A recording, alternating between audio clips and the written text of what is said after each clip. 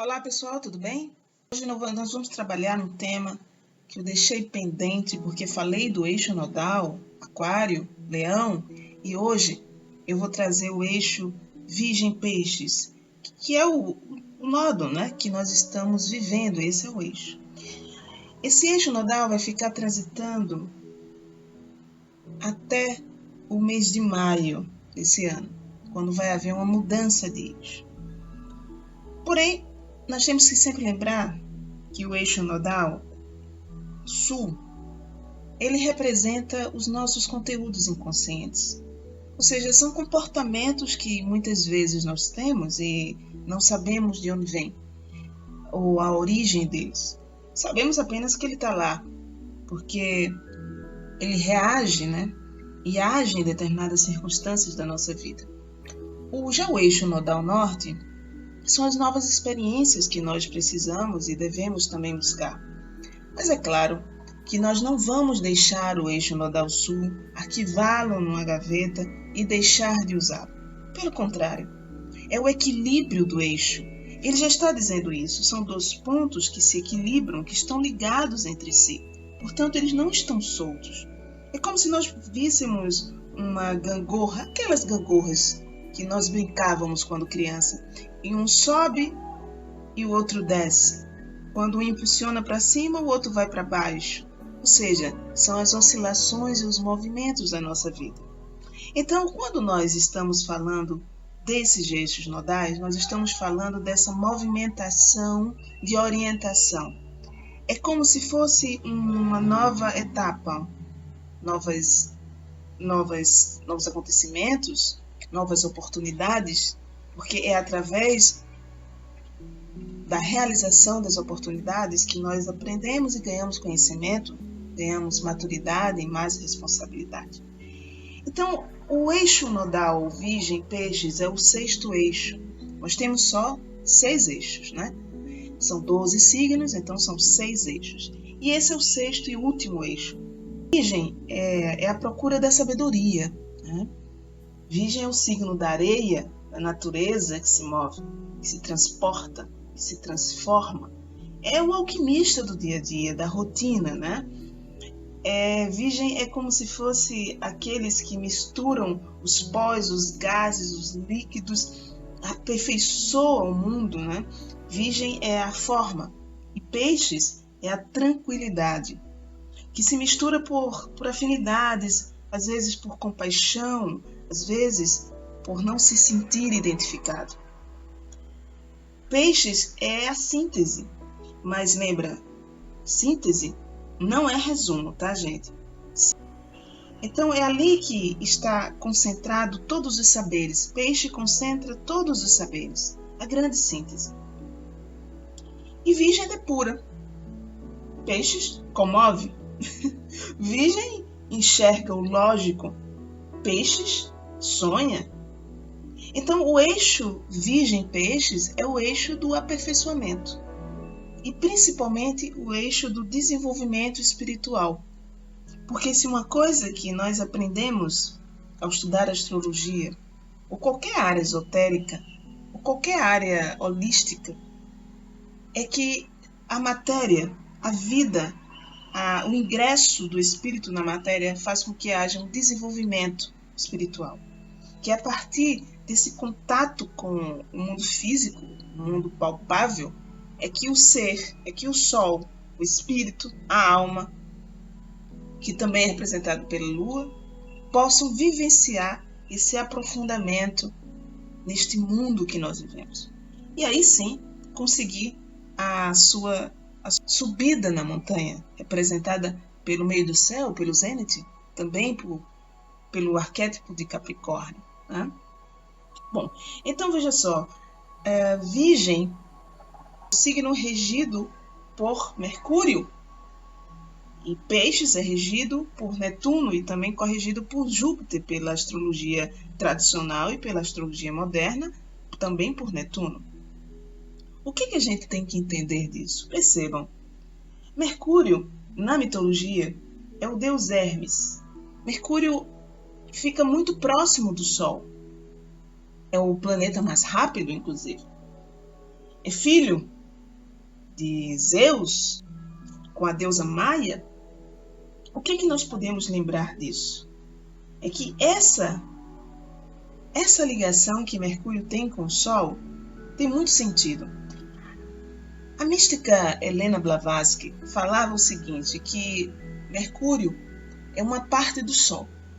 E se a gente considerar o que ela quer dizer com isso, é que Mercúrio traz uma identificação do nosso eu. Mercúrio traz uma parte do nosso eu. E é muito interessante porque no signo que Mercúrio está e a sua relação com o seu Sol, você pode tirar daí como funciona a sua mente. Por exemplo, um exemplo prático. É uma pessoa que tem um Sol em Capricórnio. O Sol em Capricórnio, regência de Capricórnio, Saturno. Mas essa pessoa tem um Mercúrio em Aquário. Olha, já é um Mercúrio mais mental, não é mais terra, é ar. Então é um Mercúrio ligado às coisas da realização da mente, das realizações dos planejamentos, da realização da inovação. Então a mente da pessoa que tem um Sol em Capricórnio com Mercúrio em Aquário já não é uma mente tão prática, porque Aquário, apesar de ser fixo, ele não é um Mercúrio tão prático, é um Mercúrio um pouco também caótico. Agora, a diferença é que ele é racional, ele não é emocional, diferente de um Mercúrio em Câncer, de um Mercúrio em Peixes, entende? Signos de água. Então, e também ele é mais frio, Mercúrio em Aquário é mais frio. Então você pega essa frieza de raciocínio com a lógica mercurial, com o Sol em Capricórnio, que busca uma realização da matéria, uma realização, um objetivo mais centrado de vida, você tem que unir aí a capacidade de pensar, de gerir as ideias com a organização e a praticidade de Capricórnio. Então veja que essa relação do Sol com o Mercúrio é fundamental. Então o que Helena Blavatsky queria dizer é que Mercúrio, sendo uma parte solar, ele deve ser analisado junto com o Sol, para que a gente entenda a personalidade da pessoa. Compreende? Muito bem. Então, essa parte da mitologia, né, ela mostra muito esses indícios da característica mercurial. E Peixes é regido por Netuno e por Júpiter. Olha, Netuno é um planeta de água, mas é um planeta frio. Netuno, já que é água, o que a gente pode lembrar? Que água é uniformidade, água é igualdade, né? Então, Netuno ele age no plano abstrato, é a absorção, é as faculdades psíquicas, é a nossa capacidade de sonho, é um amor mais puro. Também reside em Netuno a fé, assim como Júpiter. Então, no setor que você recebe Netuno, é nesse setor que você vai entender-se como um todo. Já com Mercúrio, como nós falamos, o deus Hermes, o mensageiro dos deuses, né? E principalmente em particular de Júpiter, Zeus, na mitologia, Mercúrio age no plano concreto. Mercúrio é o movimento, por isso que ele é muito associado ao comércio.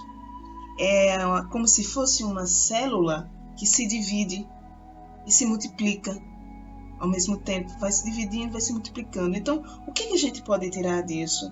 É que onde você tem Mercúrio, é onde você deve dividir e multiplicar seus conhecimentos. É naquela casa, entende? Então, como ele tem uma afinidade com a casa 3, que é a casa dos conhecimentos primários, onde a gente aprende a pensar, onde a gente faz os primeiros estudos, onde a gente onde a gente circula dentro da nossa casa, fora dela, ali nos ambientes mais próximos. Se você tem um Mercúrio nessa casa, por exemplo, que é uma casa natural dele, está na sua própria casa, é ali onde você deve dividir e multiplicar o seu conhecimento. Se você tem um Mercúrio na casa 8, é ali que você deve desenvolver esse conhecimento. Em que aspectos? Nos assuntos da casa, nos aspectos com outros planetas, mas basicamente você entende que naquele setor, essa mente prática ela precisa existir. Então, numa casa 8, que é uma casa também de crises, mas também de sexualidade, de investimentos, de impostos, do dinheiro dos outros, ali você tem que lembrar que a tua mente prática ela deve funcionar. E se o signo for um signo de terra, se o signo for um signo de ar, Isso facilita a resolução dos problemas. Facilita, inclusive, que você saia das crises se você tem, por exemplo, um Mercúrio num signo de fogo. Porque fogo, ele expande, ele não é muito parado, ele está em movimento. Então, é diferente se você tiver um Mercúrio numa casa 8 no signo de água. Porque no signo de água, ou no signo fixo, pode ser sim, por exemplo, Mercúrio em touro numa casa 8 pode sim, não é? O touro ele pode acumular, ele pode ficar preso às crises. Então isso é analisado pouco a pouco quando você tem que unir a casa, o planeta, e principalmente em relação ao Sol, como a gente analisou no início do vídeo, tá bom? Então essa é a dica que a gente faz quando a gente está analisando as particularidades dos planetas. Então, o que a gente tem que lembrar?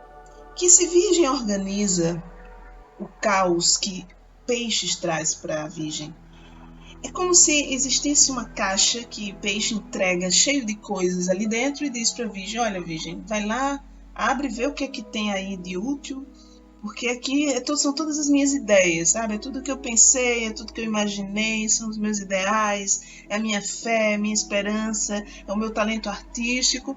Pega isso aí e vê o que você faz. Então, Virgem vai e começa a selecionar, a separar, feito um quebra-cabeça. O que é útil, o que não é útil. É o artesão. Então, Peixes traz a massa, não é? Ali o barro. E Virgem vai e é o escultor, vai preparar aquilo para dar forma, uma forma que seja compreendida, entendida, mercurial, né? Que seja bem transmitida, comunicação, Mercúrio, ok? Então, gente, essa é a ideia que eu queria trazer para vocês. Então, se o teu eixo nodal, em termos práticos, se você tem Virgem e Peixes, fazendo a relação entre casa 1 e casa 7 ali, o que você vai trabalhar? Você vai trabalhar o eu e o outro, nos ideais de Peixe e Virgem, onde quer que eles estejam. Se você tem o teu eixo nodal na casa 2, paralelamente à casa 8, o que você vai fazer? Ali você vai trabalhar os seus valores, os seus talentos, casa 2. Os seus talentos que você não conhece. Casa 8, os valores dos outros, a sua forma de se entregar na relação, na intimidade. Na casa 3, paralelamente à casa 9, o eixo 3, casa 9, o que você vai trabalhar? O aprendizado, o deslocamento. Casa 9, filosofia de vida. E o desconhecido, né? A casa de Júpiter, do estrangeiro, do desconhecido, daquilo que você não sabe, que você vai buscar diferente, né? É o diferente, conhecimento diferente do seu. Casa 4, paralelamente à casa 10, eles estão opostos. O que isso quer dizer? Você vai trabalhar esse eixo das emoções, né? Da segurança emocional, da família, da sua casa, do seu lar, e paralelamente a sua carreira, né? A sua imagem no mundo. Casa 5, oposta à casa 11. Você vai trabalhar o quê? Criatividade, seus dons, sua forma de se divertir, as pessoas com quem você gosta, o ambiente que você busca para viver. Né? É casa 11, amizades, grupos, sociedade, responsabilidade social. Ou o eixo da casa 6, 12, casas opostas, aí são as tarefas, é o serviço, é o dia a dia, é a forma de cuidar da sua saúde, é a forma de você se recuperar das doenças, versus a casa 12, que é a casa onde você está ali sossegada, quieto, o seu interior, a sua vida interior, os bastidores, onde você aprende a lidar com os teus poderes inconscientes e as tuas qualidades inconscientes. Então é isso, gente, o que eu queria trazer para vocês, esse é o eixo Virgem-Peixes, e então essa é a nossa capacidade que traz esse eixo, de unir e separar, separar e unir de novo. E aí, nesse encontro das duas forças, fazer esse mergulho que Peixes faz, não é? No autoconhecimento, na vida emocional, mas também do aprimoramento que Virgem faz com tudo isso. Então eu espero que você tenha entendido e bons estudos e até o próximo vídeo, se Deus quiser. Tchau, tchau.